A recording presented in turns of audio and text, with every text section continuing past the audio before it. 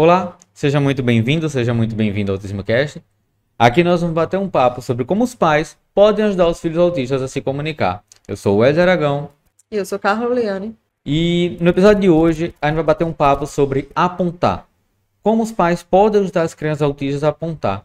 E a primeira coisa que a gente tem que entender é por que, Carla, que é tão importante ensinar as crianças autistas a apontar. É importante porque a criança ela pode se comunicar por meio da linguagem não verbal, né? Ou seja, por meio do apontar.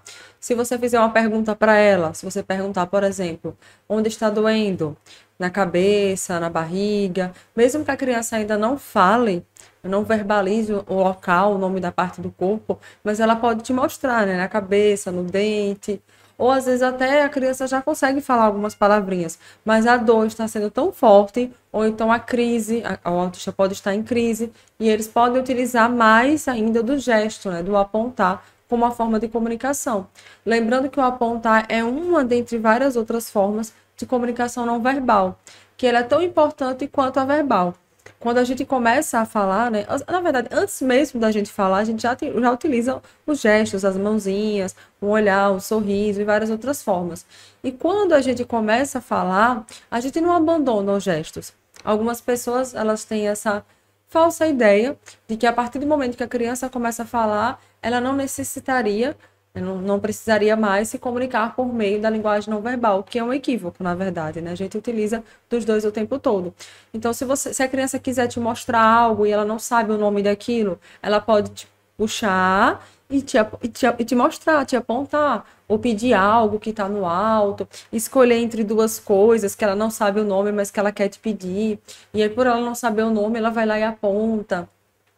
Claro que com o tempo a criança ela pode sim utilizar também da comunicação verbal, da comunicação alternativa, mas nem por isso ela vai eliminar o apontar. Por isso que ele é tão importante, né? Até pra gente, se a gente chega em um país, a gente sempre traz esse exemplo. Se a gente chega em um país que a gente não domina o idioma ou sabe muito pouco, a gente utiliza muito do apontar, né? A gente mostra o que a gente quer na prateleira. Ah, você mostra com o dedo o objeto ou o alimento que você quer naquele momento. Então, o apontar ele é muito importante para todos nós e não deve nunca ser negligenciado no tratamento e também na parte de estimular a criança autista. E você trouxe o exemplo da criança tá com dor, isso é uma coisa bem comum, né? Porque crianças adoecem, né? Não, todo mundo adoece, mas criança é aquela fase quando a criança tem 0 a 5, a criança pega gripe toda Aqui entra na hora, escola também, né? entra na escola, ela não tem os anticorpos aí, não tem as defesas, Estão em desenvolvimento. tá em desenvolvimento, acaba adoecendo um bocado.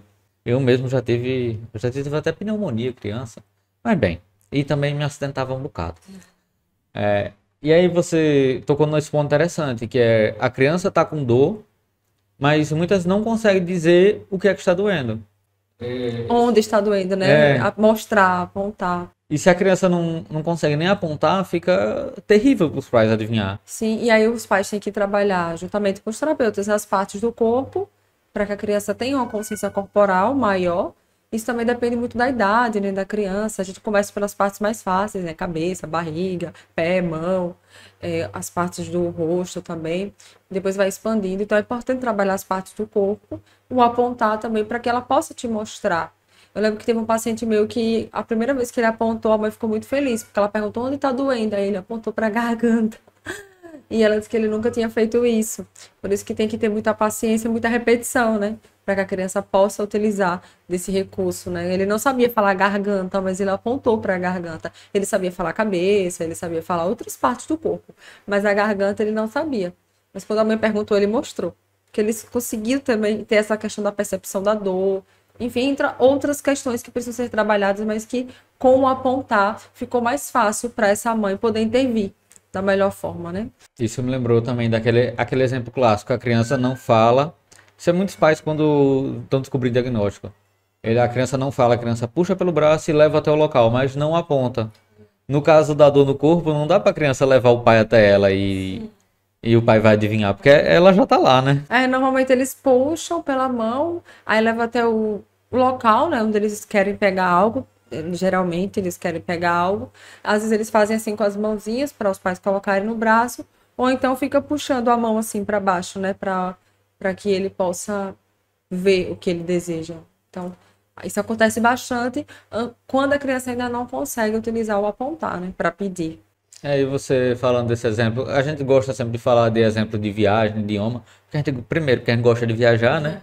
Segundo, que o que a gente está ensinando aqui, no podcast, no PAP, nas lives, tudo, é como os pais podem ajudar a criança autista a se comunicar. De certa forma, a gente está ensinando o idioma materno para elas, né?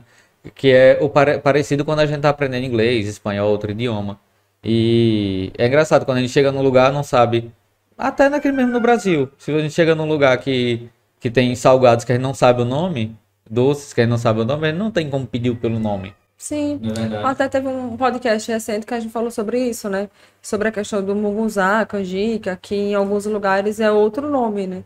E isso é dentro do próprio país, né? A questão do regionalismo.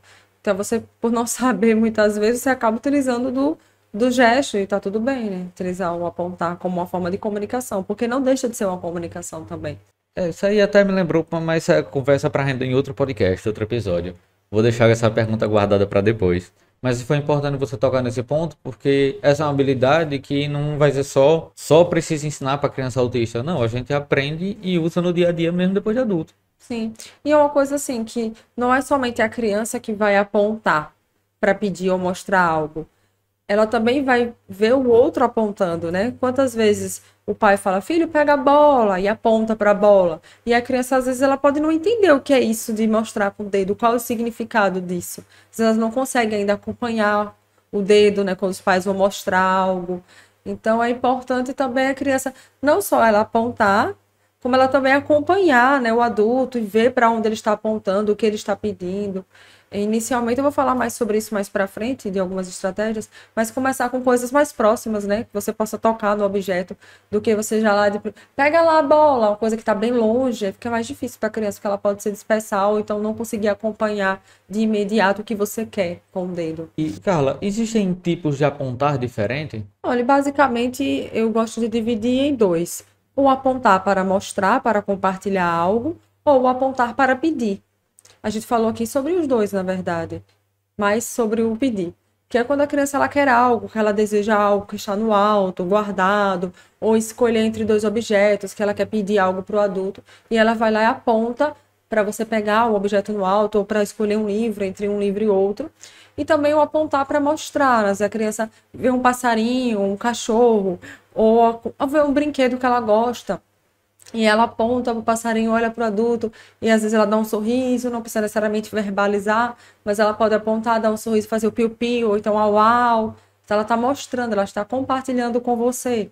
Ou então ela viu uma coisa no livro legal que ela gosta, e ela aponta, olha para o adulto, sorri, às vezes faz o sonzinho, né, a onomatopeia imitando, ou então olha, sorri e diz o nome, mostra o que ela está vendo, o que ela está lendo, o brinquedo. Então, basicamente são esses dois, o para pedir e o para mostrar, para compartilhar algo que é do interesse da criança, que está totalmente relacionado à atenção compartilhada, né? Que é uma habilidade muito importante para a comunicação. Bem você falando, essa parte da atenção compartilhada, que já pode ser tema para um outro podcast em breve, né? Né? Acredito, estou em dúvida, tá? A gente tem que revisar isso.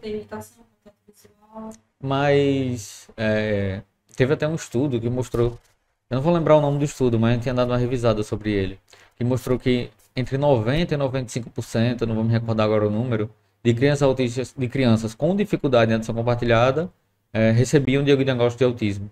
Tava uma habilidade bem relacionada ao autismo em si, né? Que está também relacionada com essa dificuldade de apontar, porque são coisas bastante conectadas, na verdade. É porque entra várias coisas. Entra a dificuldade no contato visual, entra a dificuldade da linguagem não verbal mesmo, que a criança ainda não sabe apontar, e também a questão da dificuldade na socialização, né? Por exemplo, mostrar para o outro algo que é do seu interesse. Isso tem muito a ver com iniciativa comunicativa, né? A criança tem uma iniciativa de procurar o outro para mostrar o que está fazendo, o que está brincando, o que está lendo. Então, isso entra muito nessa parte e são habilidades que as crianças autistas apresentam déficits, né? Então, por isso que eu sei qual é esse estudo que você falou, mas eu também não lembro agora as porcentagens, né?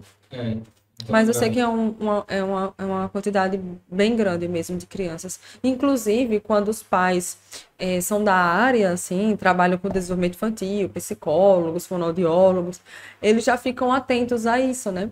Além do contato visual, que algumas crianças autistas, não pode dizer todas, né? Já durante a amamentação não faz o contato visual, mas quando chega ali por volta dos 10 meses, 11 meses, a criança ela já começa a brincar, né? Com a mãozinha, com o dedinho e tal. E a partir de um ano, a gente já espera que a criança já faça atenção compartilhada, né? Já apontar para poder mostrar algo, para compartilhar algo. E aí os pais já percebem isso. Já outros pais que às vezes não têm conhecimento na área, isso passa despercebido, entendeu?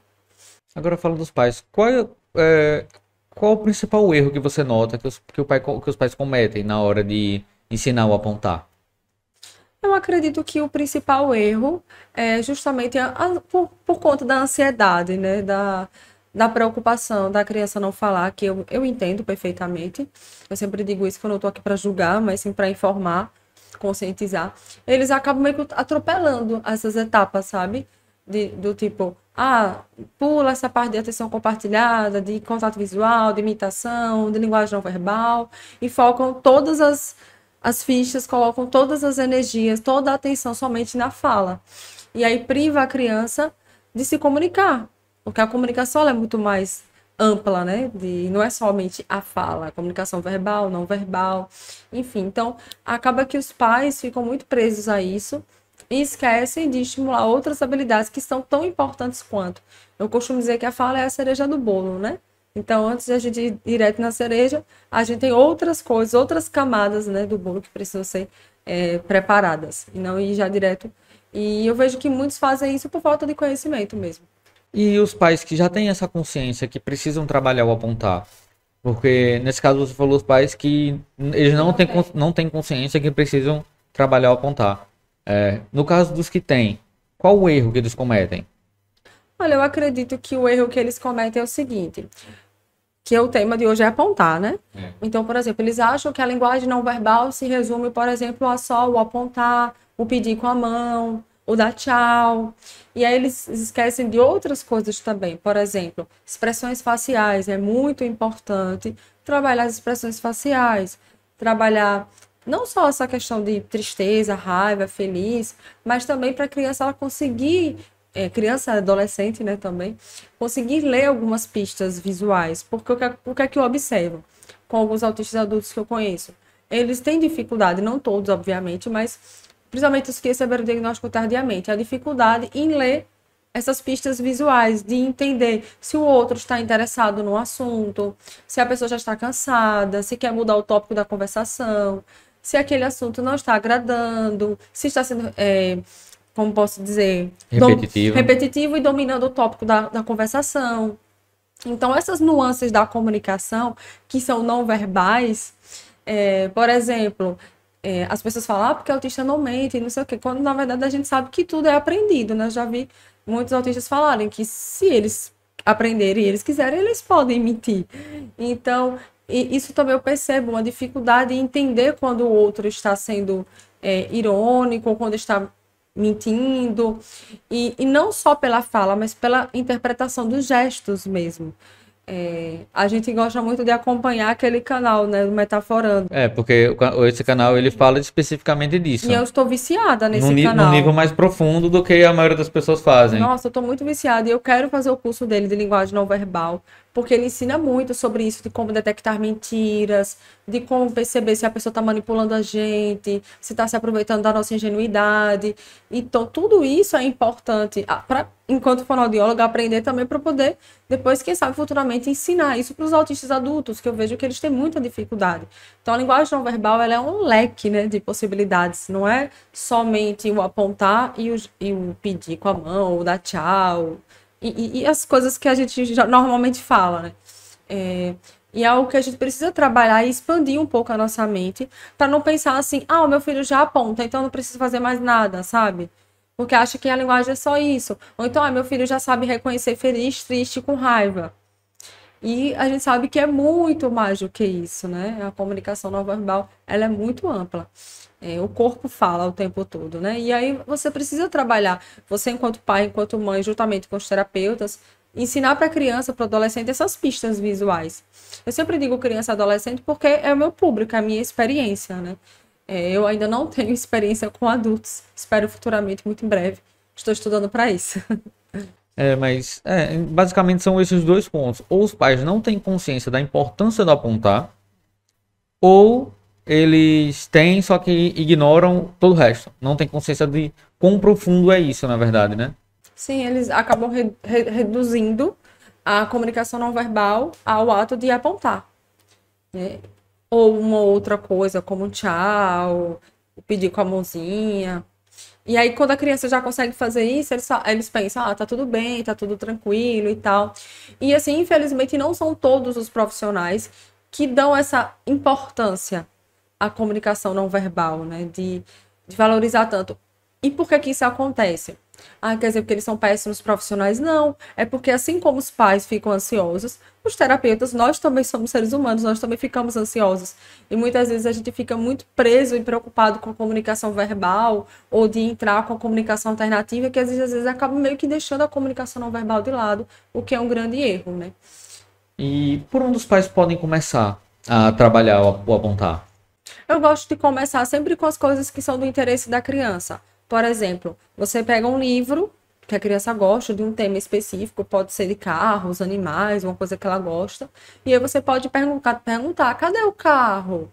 E aí pedir para ela apontar. Se ela não conseguir apontar ainda, você pode pegar a mãozinha dela lá, dar o suporte físico e apontar junto com ela, não tem problema. Então, é algo próximo, não é algo distante, né? E ela vai ter acesso a isso e com algo do interesse dela. A mesma coisa, por exemplo, o álbum da família. Tem criança que adora ver fotos ou vídeos também. E aí, por exemplo, o álbum da família, o álbum do aniversário da criança. E aí pedir para apontar o bolo, o primo, o pai, a mãe, enfim, as pessoas mais próximas da criança. Isso também é uma possibilidade, fazer o álbum da família, livros, ou então você dá duas opções de frutas para que ele escolha. Se você nunca fez isso antes, a criança normalmente ela tende a pegar com as duas mãos. Eu já até falei sobre isso com você num podcast sobre escolhas limitadas. Mas aí você vai ensinando e na medida que ela for fazendo com as duas, você pode colocar uma mais assim, um ou esse. E aí quando ela for numa direção de uma, você dá o suporte físico para ela apontar na hora da escolha. Então você pode escolher entre duas frutas. Teve uma aluna minha que fez o seguinte: como o filho não apontava ainda, ela pegou e imprimiu as imagens dos desenhos animados que ele gosta e plastificou Toy Story e Patrulha Canina. E ela perguntava: você quer assistir qual? Você quer ver o Patrulha Canina? Você é Patrulha Canina ou Toy Story? E aí no início ele não entendia muito bem, né? Porque ele nunca tinha feito isso. E depois ele começou a escolher e entregar para ela. A mesma coisa ela fazia na TV, quando estava na Netflix, ela colocava lá. É porque na Netflix aparecem várias opções, e fica até mais difícil, né? Porque é muita opção difícil para a criança escolher. Mas ela começou a pedir para ele apontar também na TV qual é que ele queria. A vantagem das escolhas limitadas é que, como você reduz as escolhas, fica mais fácil para escolher, né? Mas, assim, é uma possibilidade também. Então, eu gosto de começar dessa forma, com coisas mais próximas. Se for algo que estiver no alto, a criança geralmente puxa, né? Faz a gente de ferramenta para poder conseguir o que deseja. Chegando lá, eu pergunto: o que você quer? Mostra para tia, mostra o que você quer. Aí, se a criança não conseguir, você pode.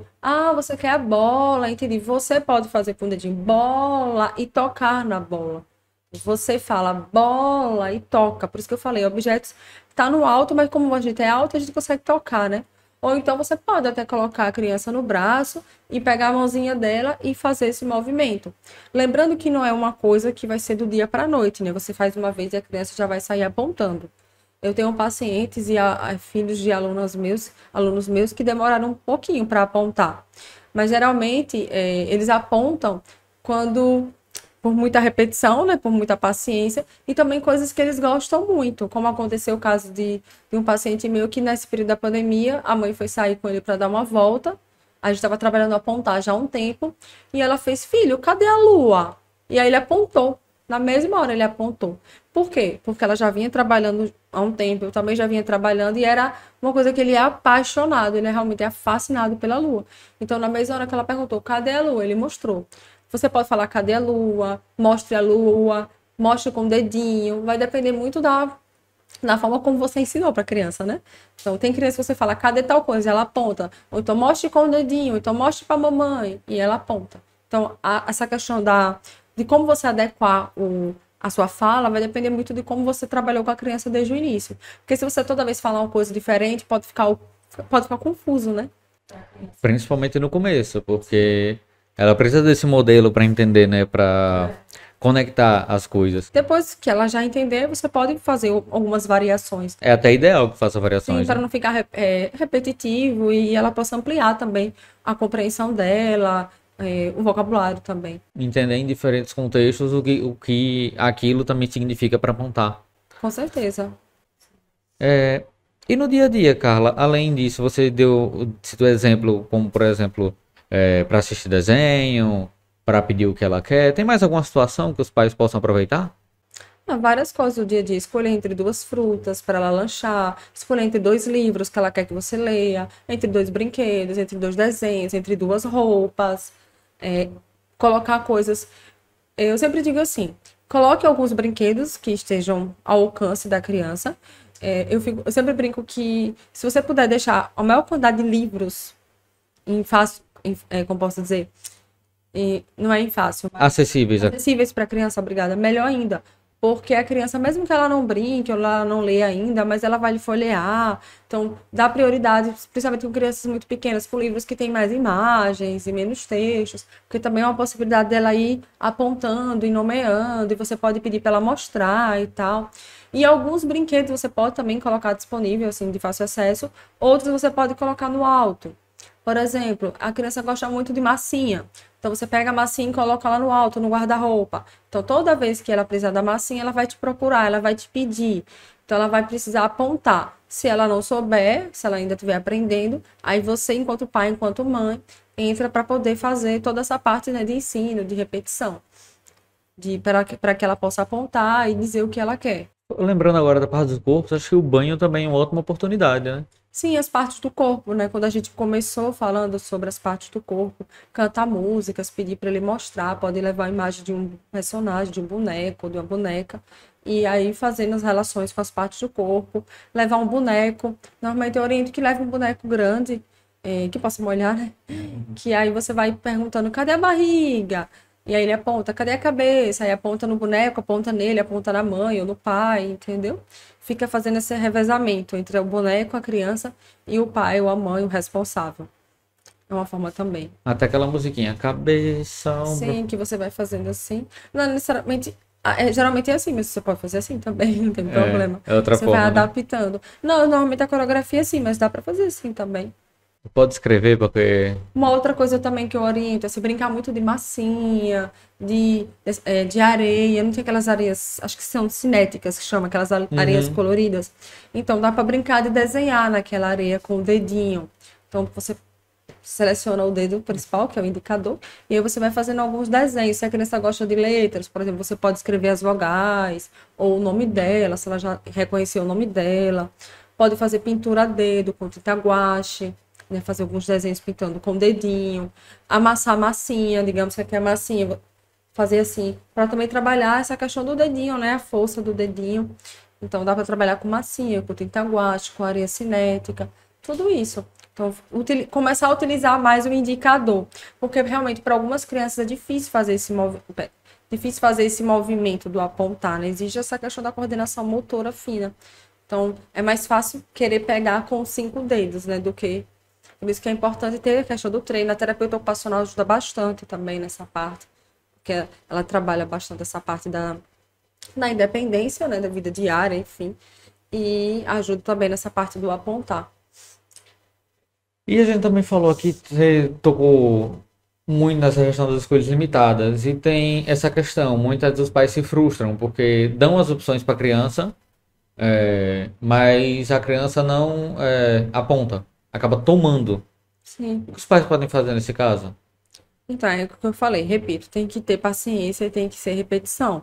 Porque se você nunca fez isso e do nada você começa a dar opções para a criança, normalmente ela vai querer pegar as duas coisas ou vai querer tomar da sua mão. Então, você pode falar algumas coisas como espera, né? Não precisa, pelo menos eu não oriento dessa forma, né? Não precisa brigar com a criança, se estressar, porque realmente é algo que ela ainda não sabe. Tem crianças, principalmente crianças muito pequenas, que ainda não sabem esperar. E a gente sabe que o nível de frustração, o limiar, desculpa, de frustração de crianças autistas é um pouco diferente de crianças típicas. Algumas se frustram com mais rapidez, com mais facilidade, outras menos, mas o limiar é um pouco diferente. Às vezes costuma ser um pouco mais intensa, né, a frustração. Vocês tomar cuidado com isso. E falar assim, ó, espera, então calma, um só. Você quer esse ou esse?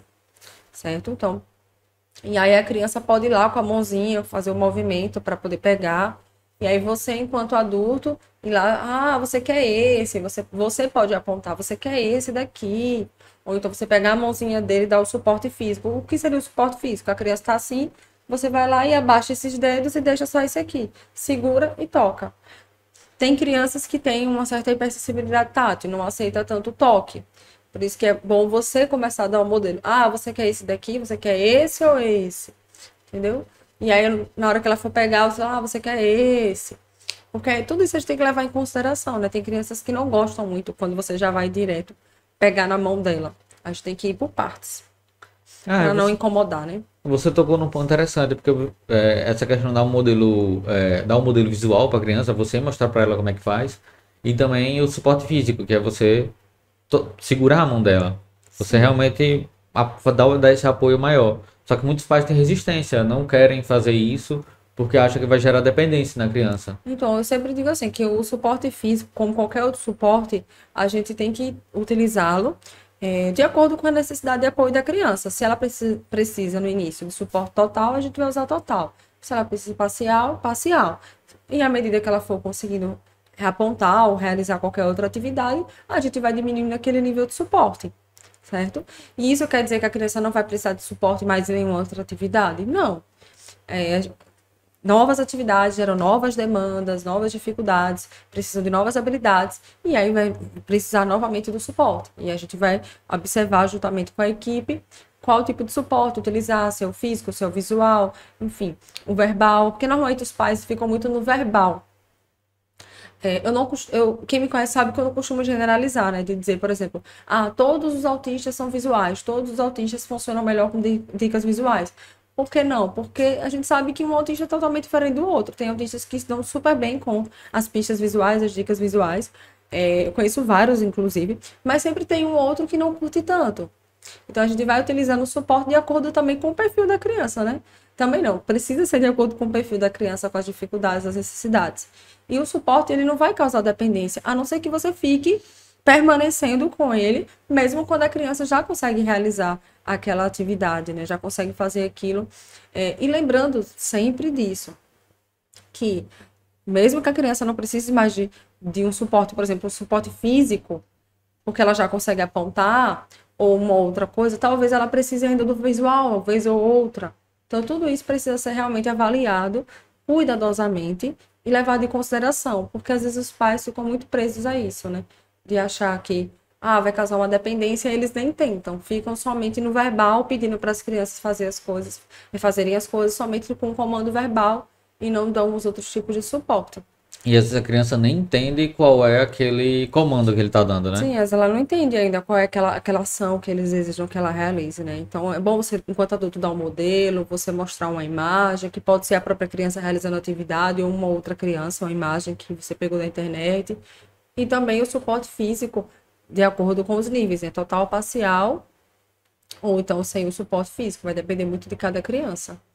E até importante dizer, muitas vezes os pais acabam cometendo o erro de quando vai dar o O modelo, suporte? o suporte, né? Principalmente o verbal, acabam dando suporte, falam frases muito complexas para a criança, não é verdade? Por exemplo, verbos mais difíceis, é isso que você Verbos quer mais dizer? difíceis Ou então e comandos duplos, né? exatamente. Pedem duas ações, sendo que a criança ainda está no nível de uma ação só. Por exemplo, é diferente você falar para a criança, guarda os brinquedos. do que pegue o seu brinquedo que está debaixo da cama. Não vá no seu quarto e pegue o brinquedo debaixo da cama, entendeu? Tipo, ela tem que ir no quarto e pegar o brinquedo debaixo da cama. Então, isso já exige mais ações e aí é um comando bem maior, bem mais complexo, né? A gente começa pelo que é mais simples e depois vai ampliando. Pelo menos eu trabalho dessa forma. Começa do simples para depois ir dificultando. Eu fico brincando que é tipo um jogo de videogame. Você começa nas fases mais fáceis, mais básicas, e você vai evoluindo gradativamente. Mas- E às vezes você perde o jogo e você volta pro começo e tá tudo bem, né? No videogame é infinito, né? Eu não sei, eu jogava videogame quando era criança, você que joga agora. É, entre aspas, vida infinita. Você morre e volta, que nem como no caso de estimular a Ah, criança. sim. Errou, beleza, Volta volta, pro começo volta e duas faz de casas. novo. É. Mas foi interessante que você falou agora uma coisa que eu me perdi um pouco. Ok, Você qual disse- foi o pato? que você deu o exemplo. Ah, lembrei o que eu ia falar. Uma coisa que você já deu essa dica aos nossos alunos uma vez. É a questão de apontar e ensinar membros da família, usando foto das pessoas. Sim, o álbum da família. É. Eu comentei sobre isso no início, lembra? Comentou? Do álbum da família, eu Acho que comentei. você comentou também. Sim. Dá para usar as fotos, sim, da criança. Dá para apontar, por exemplo, situações, aniversário, batizado, eventos que ela esteja com as pessoas que ela gosta, as pessoas mais próximas, um parquinho. E não precisa necessariamente também ser um álbum.